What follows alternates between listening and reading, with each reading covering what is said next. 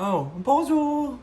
Welcome to a very special episode of Anthony's Waffles. It's Sunday morning, it's snowing, and it just got me thinking about that time that my dad, Phil Collins, bought me a Netflix TV show. So today, in honor of Emily in Paris's Golden Globe nominations, we're gonna make French toast waffles. So grab your stuff and meet me in the kitchen. I definitely wanted to make French toast waffles, but then I also thought about Cinnamon Toast Crunch. Cinnamon Toast Crunch cereal is not gluten-free, so I've been missing like that cinnamon sugar aspect. So I found a recipe for that. It's not gluten-free, so I'm converting it a little bit. I'm gonna use the same steps, but use different ingredients because there's a surprise second element to this waffle recipe. Today's ingredient list is pretty standard. We're gonna use a mix today just because there's this second secret step. So we're gonna use Bob's Red Mill gluten-free pancake mix. They do have a waffle, you kind of change it a little bit. So you're just gonna use a cup of the pancake mix, 1 egg, a cup and a half of oat milk, and then you're gonna use 2 tablespoons of melted butter. Apparently the tablespoon of butter and then like the extra quarter cup of milk, we're using oat milk by the way, is what changes it from a pancake into a waffle. So there's your science lesson for the day. Then you want to combine all of your ingredients in a bowl. We are going to not break a bowl this time. I don't know if you saw the last episode with the chocolate waffles. I promise I did not plan that. I made 4 waffles, bit into one, and a piece of the bowl was in there. So just be careful when you're playing around with bowls. Luckily, the bowl that broke was not one of my free buy nothing bowls that I received for my inauguration day episode. So we are still good from here. I'm gonna grab my spurtle and then get into the mixing. So we have our dry ingredients, which is just the pancake mix, which was turned into waffle mix based on the extra milk and butter we're putting in. We're doing 1 egg. It might be 1.5 eggs because I was gonna originally do it from scratch, but then I was like, forget that. So we wanna make sure that we're using our slotted spurtle to get that whisking action going. I can't remember if I think that this is like a wetter, runnier waffle. Why don't that yolk break? So hopefully it is just because of the second step. If not, it'll be okay too. For today's waffle adventure, we are gonna go ahead and use the classic setting and let that warm up.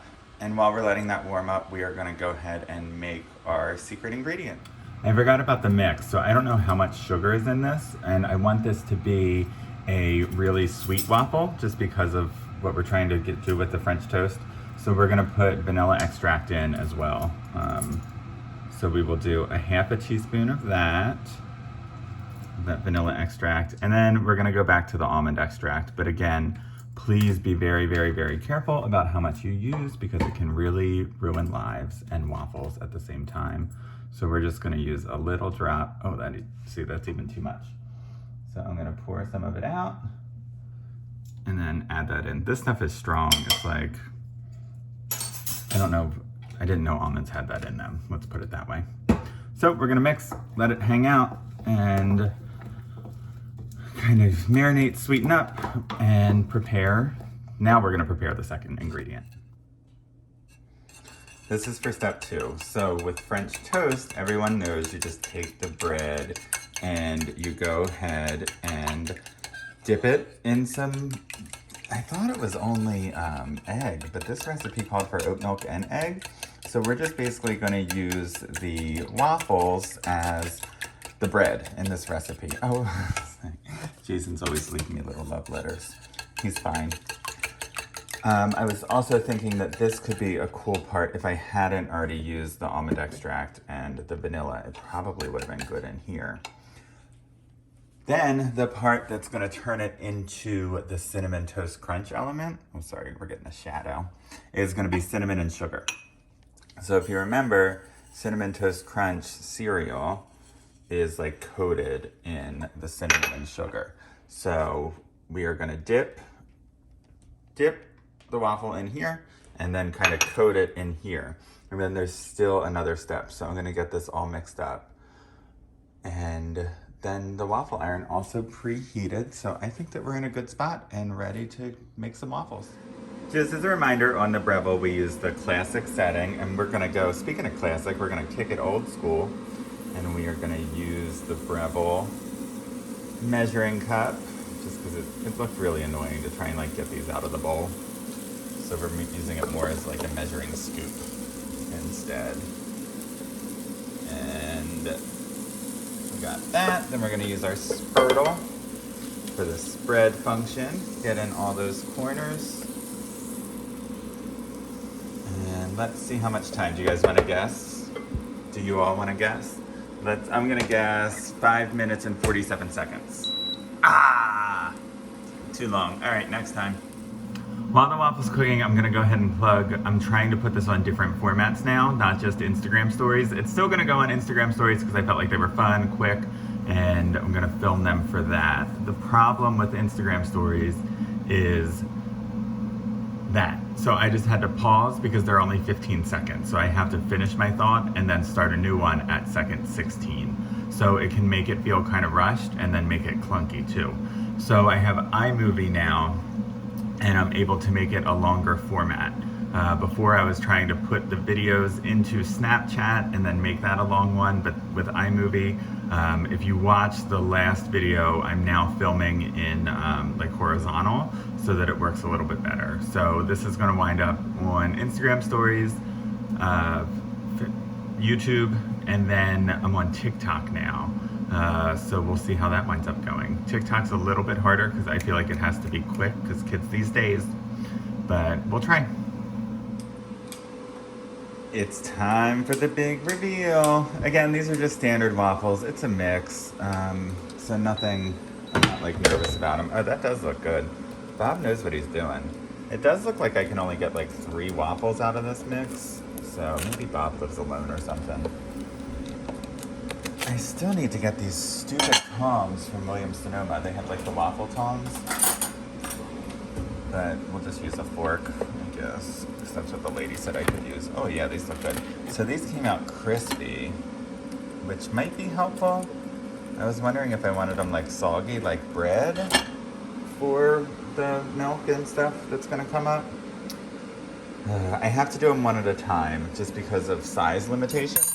So the next step after I go ahead and I dip and then I coat is we're actually going to air fry them to get them a little bit crispier, which I hope is a good idea. I might make one on this leftover one, thanks Bob, as a buttermilk waffle, just because that might come up a little soggier, and see what the difference between that is once you put it in the air fryer.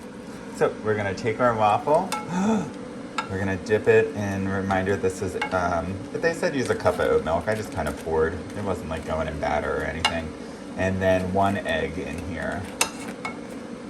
It's like not get in the waffle. All right, so we're just gonna stir that around on both sides because we want it to pick up.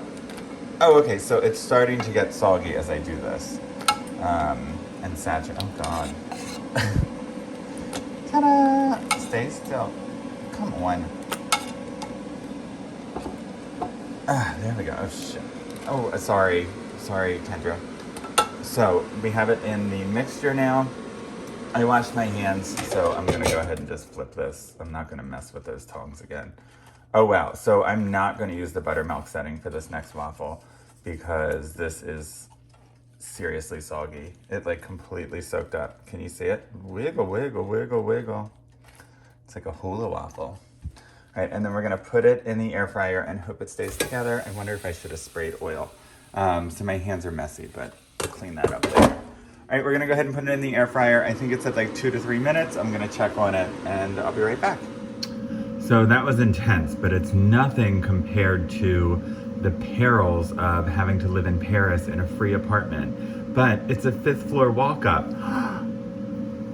Emily, I'm so glad she survived. I'm so glad she's getting a season 2. It reminds me of when I first moved to Philadelphia and I lived in a 3rd floor walk up. Much like Emily, I had a kooky neighbor, only mine was an alcoholic who would fall asleep in the hallway and I would have to step over him sometimes. He wasn't a hot chef who let me use his shower.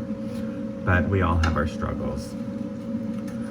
I'm really excited about this waffle, and I think that it's gonna work out nicely. It combines two of my favorite kitchen tools, the Breville waffle iron and the air fryer for that nice crispness that's gonna come along with it. And we're still working with the air fryer. I don't know how long to do it for. I think I'm gonna give it like 1 more minute, so I will check on that and I'll show you the results. So I normally don't like to peek, but I was nervous, so I looked before, and this is insane. Jason is upstairs, safe, not held against his will, and he said that it smells good in here. Oh, so this is still soggy. Crap. Look, see? We're gonna go ahead and we're gonna keep frying that because that's not ready. The recipe said that there were 2 different ways that you could make these. So one is that you could do the second part in the air fryer, which I obviously opted for. And then the second is that you can fry it like in a pan, like you would normally do with French toast. So I'm gonna try one of those as well, and then we'll see which one kind of works out the best. So I have my pan preheating right now on the stove. I'm gonna add a little bit of, I think I'm just gonna do cooking spray. I'm not gonna add oil or anything. That might make it weird with the cinnamon and sugar coating, and we'll see. So this is the air fryer waffle. You can see it like kind of fried it hard. So it crystallized or caramelized, whatever it's called, the sugar and made it into more of a crunchy waffle. And this is the stovetop one. This one looks better, but it's a really soggy waffle. So we will leave it to the taste test experts and see which we like better.